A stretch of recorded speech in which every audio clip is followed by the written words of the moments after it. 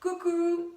Aujourd'hui, j'ai eu envie de vous lire de la philosophie, et en particulier un extrait d'une œuvre très connue d'un des philosophes les plus brillants, mais aussi des plus controversés du XIXe siècle. Dans Ainsi parlait Zarathustra, Friedrich Nietzsche nous fait état des trois métamorphoses de l'esprit.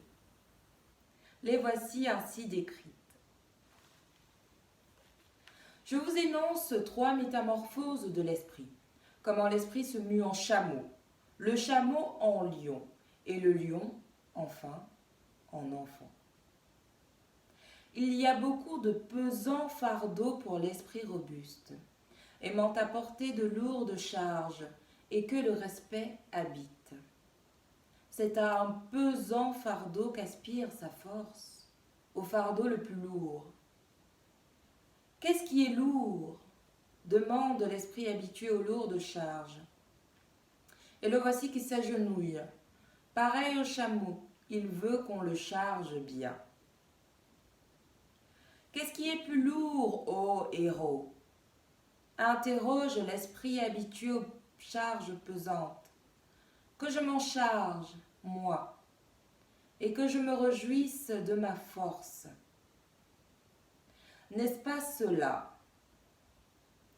S'abaisser pour faire souffrir son orgueil ? N'est-ce pas cela ? Faire éclater sa folie pour se moquer de sa sagesse. Ou bien est-ce cela ? Abandonner notre cause quand elle fête sa victoire ? Monter sur de hautes montagnes pour tenter le tentateur ? Ou bien cela ? Se nourrir des glands et de l'herbe de la connaissance et avoir faim dans son âme de l'amour de la vérité ? Ou bien cela ? Être malade, renvoyer les consolateurs et se lier d'amitié avec des sourds, qui jamais n'entendent ce que tu veux. Ou bien cela, descendre dans de l'eau sale, quand c'est l'eau de la vérité, et ne pas écarter de soi les grenouilles froides et les crapauds fiévreux. Ou bien cela, aimer ceux qui nous méprisent et tendre la main au fantôme quand il vient nous effrayer. C'est de tout ceci, de tout ce qu'il y a de plus pesant, dont se charge l'esprit qui aime à porter les fardeaux. Tout pareil au chameau qui, une fois chargé, se hâte vers le désert. Lui aussi se hâte vers son désert. Mais dans le désert le plus reculé se fait la seconde métamorphose. L'esprit ici se change en lion. Il veut conquérir sa liberté et être le maître dans son propre désert. Son dernier maître, il le cherche ici.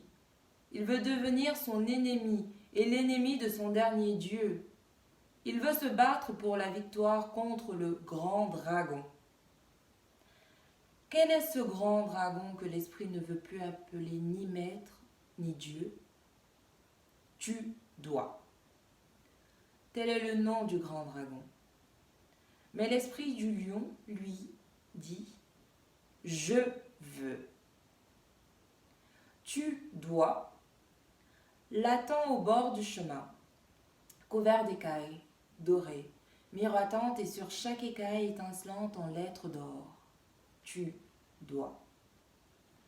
Des valeurs millénaires brillent sur ces écailles, et ainsi parle le plus puissant de tous les dragons. Toute valeur de toute chose, elle brille sur moi. Toute valeur a déjà été créée, et toute valeur créée, c'est moi. En vérité, il ne doit plus y avoir de « je veux ». Ainsi parle le dragon. Mes frères, pourquoi est-il besoin du lion de l'esprit ? L'animal de bas ne suffit-il donc pas, lui, qui renonce et qui est plein de respect ? Créer des valeurs nouvelles, le lion lui-même n'en est pas encore capable. Mais conquérir la liberté pour des créations nouvelles, voilà ce que peut la puissance du lion. Créer sa liberté et opposer même au devoir le non sacré. À cette fin, mes frères, il est besoin du lion. Prendre le droit de créer des valeurs nouvelles. C'est la conquête la plus terrible pour un esprit accoutumé au fardeau et au respect. À la vérité, cela lui paraît être de la rapine et l'affaire de bêtes de proie. Il aimait jadis, comme son bien le plus sacré, le tu-dois. Or, le voilà obligé de trouver illusion et arbitraire jusqu'au cœur de ce qu'il y a de plus sacré, afin d'arracher sa liberté à son amour.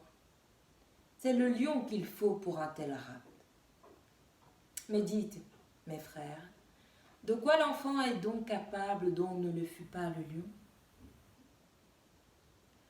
Pourquoi faut-il donc que le lion féroce devienne un enfant? L'enfant est innocence et oubli, un recommencement, un jeu, une roue roulant d'elle-même, un premier mouvement, un oui sacré. Oui, pour le jeu de la création, mes frères, il est besoin d'un oui sacré. C'est sa volonté que l'esprit veut à présent. C'est son propre monde que veut remporter celui qui est perdu au monde. Je vous ai dit 3 métamorphoses de l'esprit. Comment l'esprit devient chameau, le chameau lion et le lion enfin enfant. Ainsi parlait Zarathustra. Et en ce temps, il séjournait dans une ville appelée la Vache multicolore. Je vous remercie d'avoir été si attentifs pendant votre écoute. Et ce que je peux vous souhaiter aujourd'hui, c'est d'avoir un esprit enfant. À bientôt pour une prochaine lecture.